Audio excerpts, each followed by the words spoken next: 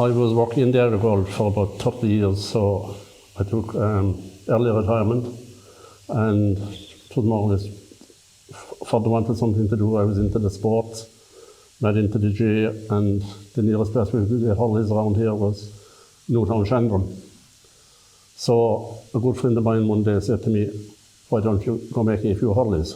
Johnny drew the workshop here, and that's how it started off in 2001. We started off in a very small way, and to the building gradually ever since. You must see some difference in how the hurleys are made now than back in 2001. Has the process changed completely, or is a lot of the tradition the same? No, so this is the way we buy. The planks arrived to us here first day. This is like a senior grade plank. What we're looking for as hurley makers is nice straight grain handle with no defects, no knots, and the curve at the boss, which is very important. When they come to fresh to us, we have to stack them here, like that'll show you there, and get them ready for the dryer. We have a kiln dryer. And where are you getting these from then? We get them not being smart wherever we can. Ideally, we'd love Ireland, but unfortunately, there's an ash dieback disease, which means there isn't enough in Ireland to keep all the hurley makers of Ireland going. So England is a very popular alternative. Okay. So this actual ash is English ash. It's very good quality stuff. But also, besides England, we get it in. We've got ash from France and other European countries, and the quality seems to be very good. So yeah, we can't complain. We'll just keep wherever we can get it for as long as we can. We'll use it. We just put 5 lats in a row, just to leave the air circulate through it. 2 lats at either end, just the way the boss of the hurley doesn't twist while it's drying. Because if timber dries when it's drying fast, it can twist and turn and everything. I can bring you over to the kiln dryer and you can see it going. And is that why then it's so important not to let the hurleys dry up? You know, you'd always hear like, don't leave your hurley in the boot of the car. That's the worst thing. Like last week, it was very important. No one would leave a hurley inside in the boot of a car because it would dry out too quick. Like, yeah. Well, it's like when we were here at the dryer, we dry them down to in here. Oh. Lovely. It's very toasty in here. Yeah, it's lovely and warm. It's running at about 45 degrees there now. Okay. That'll be running for about 2 weeks at that. And the timber, we keep drying until it's about 16 to 17% moisture content. And how do you test that? We've moisture meter. We'd bring in maybe 1 plank from each pallet. We'd cut it and check it with our moisture meter. And then we know it's dry. Okay. Yeah. So how long would each hurley be in here for? Roughly 2 weeks. Roughly 2 weeks. Yeah. And you just have them constantly coming in and out of constantly, rotation? as soon as that's gone, we have to, yeah.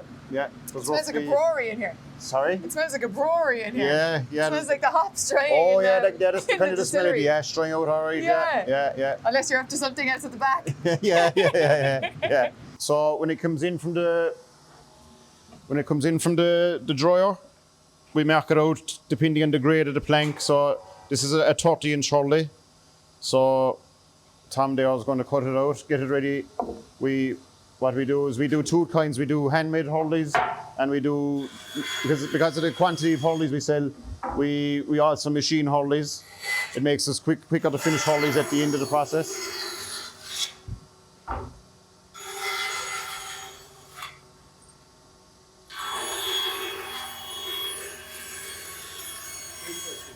It's brilliant. Oh, it's fascinating.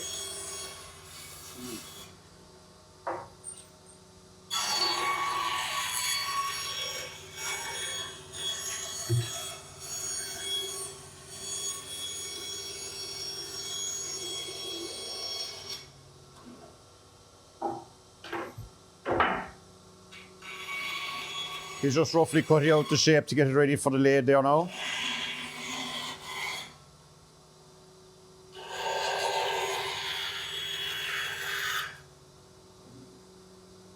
Connor there now is just showing he's just going putting on the copying lathe. It does 4 of them at a time, every about 15 to 20 minutes.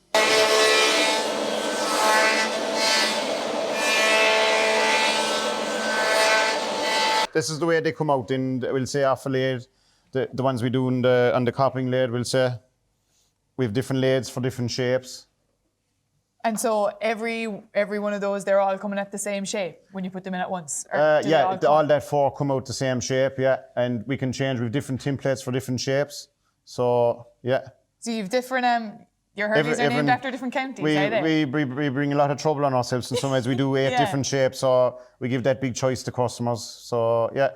So it makes extra work for us because some hurling makers just do maybe 3 or 4, but we like to give the choice to the customers because everyone is different. Yeah. And what's the difference between the cork shape and the tip shape? Well, actually, a lot of the Cork boys, the players themselves actually use the clear shape. Okay. Yeah, but I can show you in the templates inside the different shapes, the variety of shapes we do. So this is how they come out of Yeah. machine over. That's the lady. I would say a customer comes into the shop and we'll come up and they'll give us a weight and we'll kind of, we'll nearly know at this stage by the weight of when it's machined. And we'll bring it down, we'll mark it, whatever. They'll give us a shape that they want. That will make a 30-inch hurley there now. So I go to my template here. As you can see here, all our different shapes. That's like our big boss, our water boss, juvenile, standard, our Limerick senior, tip juvenile, our goalkeeper, our juvenile 26, our Clare boss juvenile, Limerick, Kilkenny.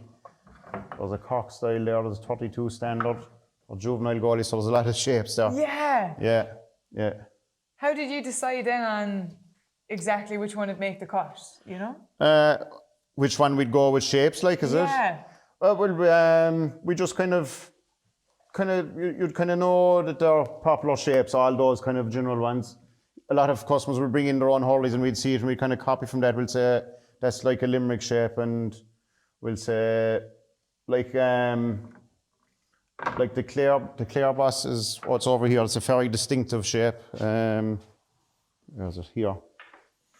That's a very distinctive shape hurley, like we'll say, compared to, that'd be more like our standard Cork boss, we'll say. Yeah. So, and then our Coleman's boss is a very popular shape that we do, which is like a Cork shape again. And that one comes with a band, does it? Well, whatever. No, we can bend them whatever our customer wants. They don't necessarily have to bend them. A lot of hurleys nowadays aren't bended at all. Yeah. What would you be recommending the people band them I'd straight away? no, I'd never would. Never at the start, because in fact you'd see sometimes there with a new hurley, even though it is dried out, but some people would have them in a boot of a car after buying them. And if the hurley's bended, where it's bended, it could actually crack, put a crack in a hurley. Okay. So yeah, never at this. I wouldn't at the start, but some people just love putting the bands on them. So, but everyone's different. It's all about the look, like. Yeah. So would you bring it in here then and cut it from hand to shape? Yeah, we cut it by hand, yeah. But like we do about like 80% of our hurleys we do with the copying lathing, because we've such a footfall coming, rather we do the other 20% by hand, we'll say. Yeah. Whereas just like we'd roughly, like this is a dry plank. So some fella would come in and we'd actually just draw out the template. If their specifications were very specific altogether, they might want special handles, special thickness along the shaft. So then we do it by hand for them, the likes of that customer. But it is way more time consuming. Yeah. So like the hurleys off the lathe are every bit as good. They're exact same timber. We allow plenty of timber on them, but like every single hurley we make is still spoke shaved, work finished off with a hand plane. So the only advantage is the way we can finish the hurleys quicker when customers come. Yeah, perfect. Yeah. So I'll just draw it out there. 30-inch long.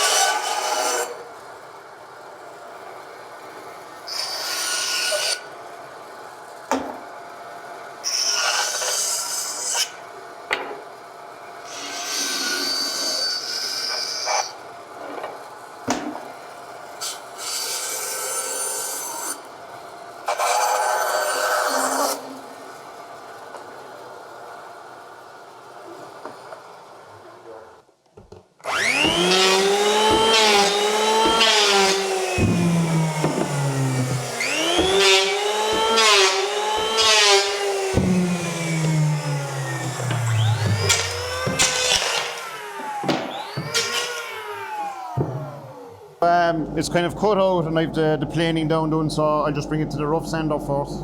And then I'll go, when I've it's rough sanded, I'll just give it a bit of touch with the spoke shave and a hand plane just to make sure everything is nice feeling the handle and everything. And then after that, I'll bring it to the smooth sander and polish it off, and then I'll show it to you again. And all throughout, I see you kind of like lifting it up every now and then and feeling the weight of it. Is that what you're looking out for? The balance and the weight, like the whole time, yeah. Especially now when I'll be rough sanding, that'll be the very important stage, and I'll be spoke shaving the handle, just checking the weight of the handle and the thickness of it, and take it from there. That's the finished product now. Unbelievable. Yeah. I'll do the test. This is what you're doing, is it? Sorry? This is what you've been doing Yeah. Yeah, just checking the weight. And Yes. like a customer tell you, we do 3 weight categories. Okay. We do light weight, medium weight, heavy weight, and we'd always ask them then if they want to abandon them, because the band adds weight always to a hurley, and especially 2 bands, it nearly brings it up 2 weight categories. So Does it? yeah, you'd be surprised. Yeah, the 2 bands add a lot of weight. Okay. So what would this be now? This one now would be for that length hurley to be medium. Okay. Yeah, that'd be medium weight.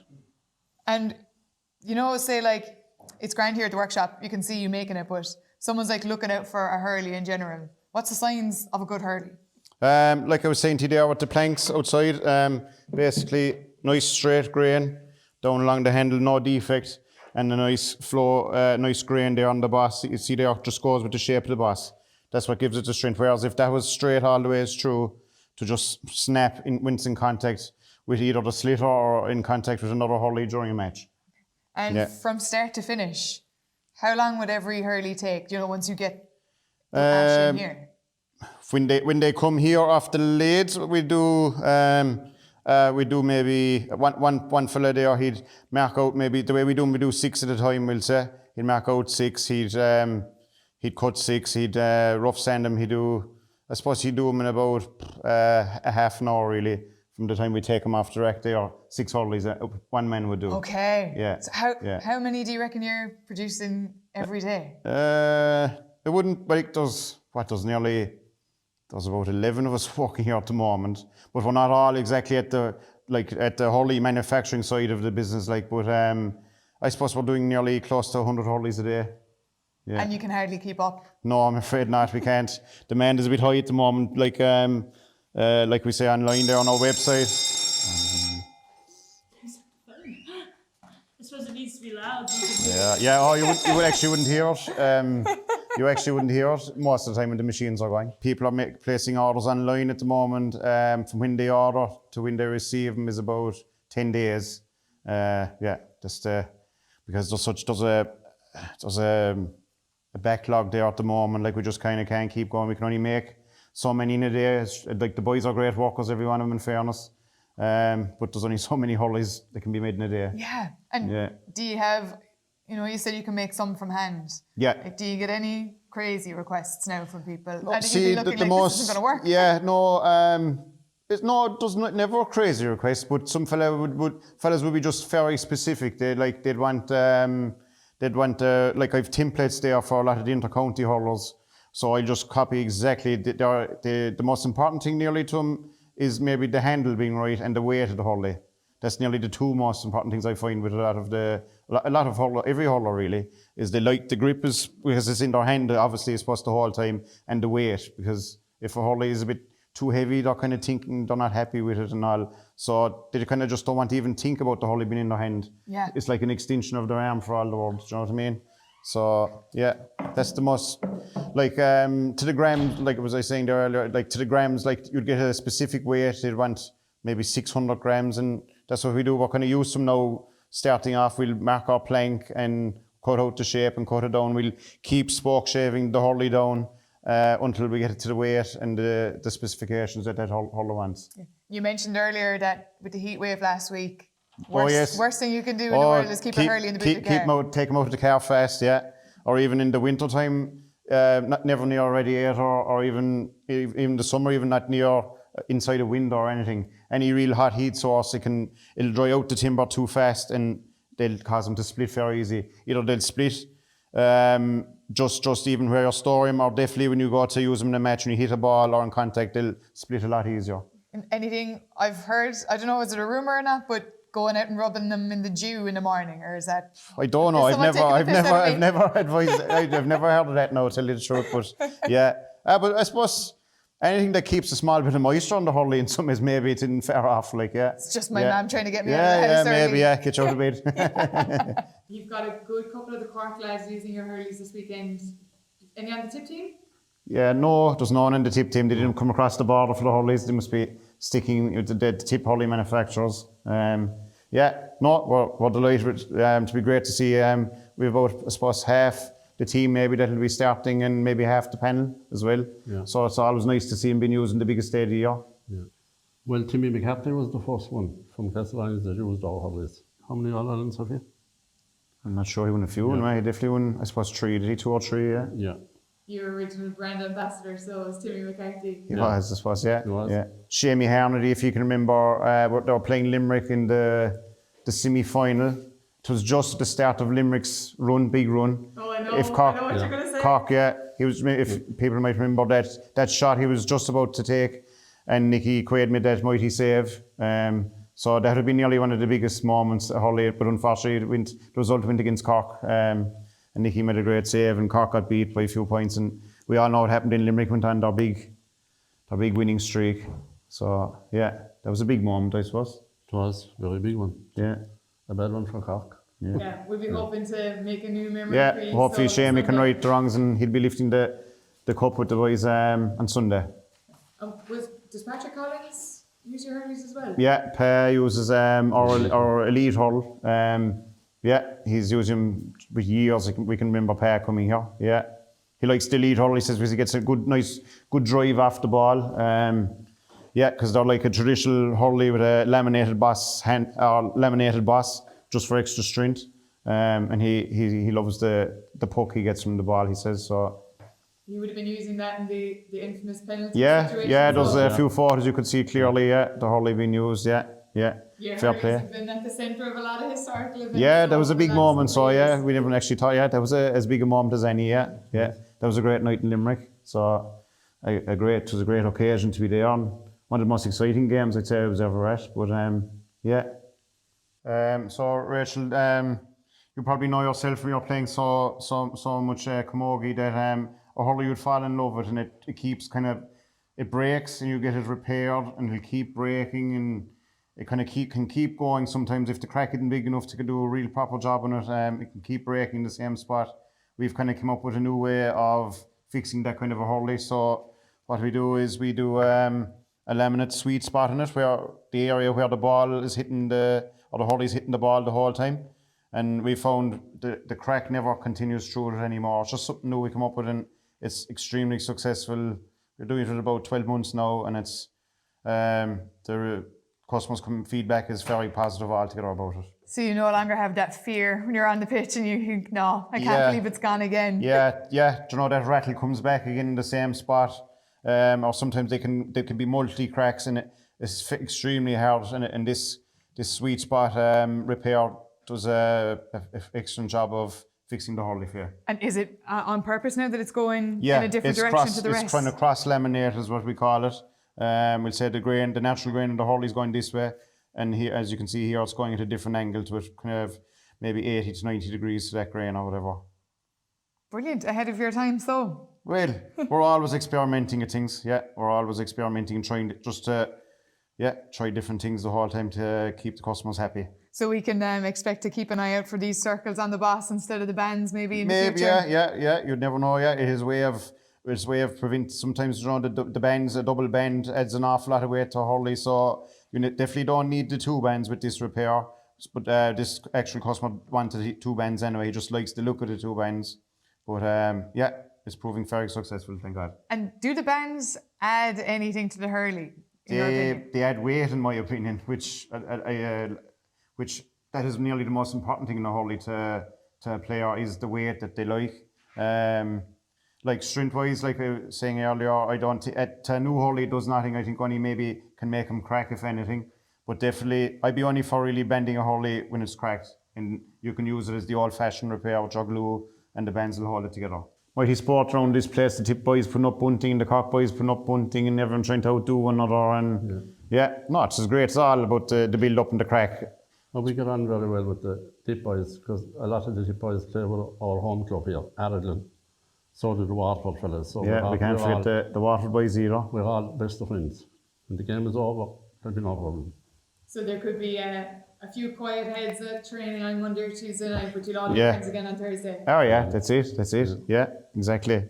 Yeah, no, we're playing since we started 8 years of age. We know nothing else. They're our buddies and we all get on mighty and we just maybe the day of match days for that hour of the game with different loyalties, but at the end of the match we'll move on and have the crack again. I'd say they've enough up at this stage now. Yeah, they should know what they're arrive with. I'm forgetting I'm a tip woman.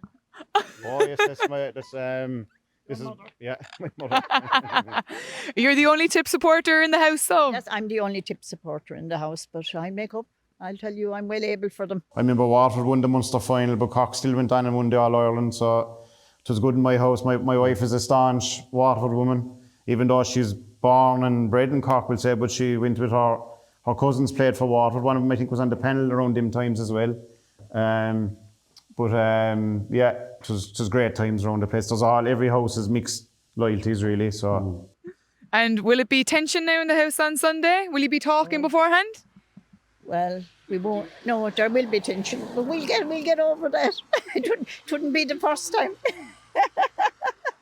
And how did you decide, Kevin, that you were going to support in Cork instead of following your mother's footsteps? I've always lived in Cork. We'll say, Mum was born in Tip and she lived for 2 years in Tip, but she's in her 70s now. But she's a lot longer in Cork, but she's sticky with Tip. But I'm always in Cork, thank God. So yeah, and I'll never stray.